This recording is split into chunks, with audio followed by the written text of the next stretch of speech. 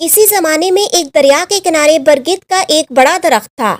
اس درخت پر ایک عجیب پرندہ رہتا تھا جس کے دو سر تھے۔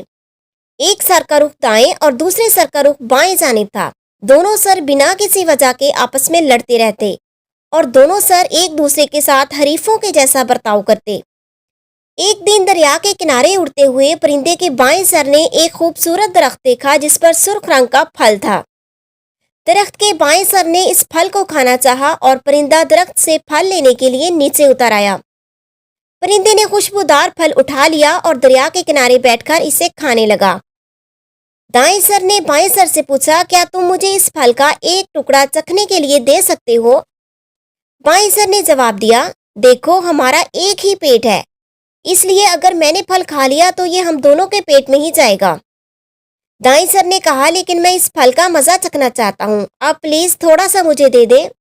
بائیں سر نے بے رخی سے جواب دیا، میں نے اس پھل کو پہلے دیکھا تھا، اس لیے مجھے یہ حق ہے کہ میں اسے کسی کے ساتھ شیئر کیے بغیر کھا سکوں۔ کچھ ہی دنوں بعد جب پرندہ دوبارہ دریا کے اوپر سے اڑ رہا تھا تو دائیں سر نے ایک خوبصورت گلابی رنگ کا پھل دیکھا۔ پرندہ نیچے آیا اور اس نے گلابی پھل توڑ کر کھانے کی کوشش کی۔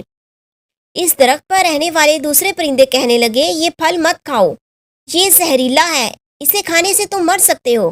بائیں سر نے دوسرے پرندوں کی بات سنتے ہی آواز لگائی، پلیز اسے مت کھاؤ، پلیز اسے مت کھاؤ۔ حقیقت میں دایاں سر بائیں سر سے سرخ پھل شیئر نہ کرنے کا بدلہ لینا چاہتا تھا، اس لیے اس نے کہا، اس پھل کو پہلے میں نے دیکھا ہے، اس لیے اس کو کھانے کا حق بھی میرا ہے۔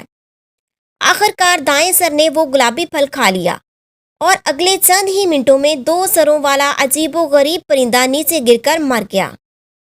پیارے بچوں، اس کہانی سے ہمیں کیا اخلاقی سبق ملتا ہے؟